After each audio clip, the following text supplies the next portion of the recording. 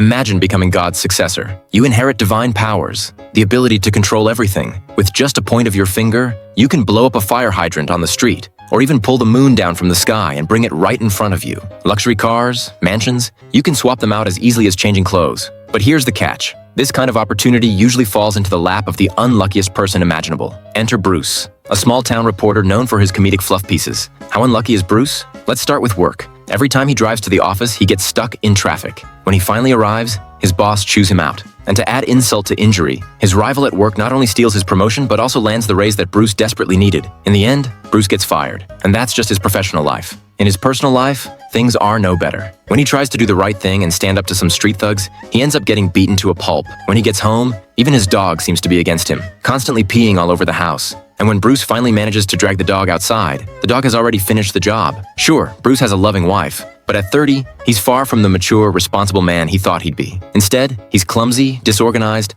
and constantly messing things up. Naturally, Bruce blames all his bad luck on God. He never reflects on his own mistakes. Oh no, he just complains nonstop, convinced that God is being unfair to him. Then, one day, Bruce gets a phone call. It's someone offering him a job. For an unemployed guy like Bruce, this sounds like a miracle. He eagerly heads to the meeting point, only to be greeted by an elderly black man in a janitor's uniform. Confused, Bruce heads upstairs to find the person who called him, but to his surprise, it's the same old man. This time, the man has changed into a different outfit and introduces himself as God. God shows Bruce a massive filing cabinet filled with documents. When Bruce pulls open one of the drawers, he finds it packed with all the prayers and complaints he's ever made to God. God says, "Since you love to complain so much and think you can do my job better, why don't you give it a try?" He explains that as soon as Bruce leaves the building, he will inherit all of God's powers. Terrified, Bruce bolts out of there, convinced the old man is just crazy. But as it turns out, actions speak louder than words. Bruce really does have God's powers. I got the power. It doesn't take long for Bruce to run into the same group of thugs who beat him up before. But this time, the tables have turned. Bruce decides to show off his newfound powers.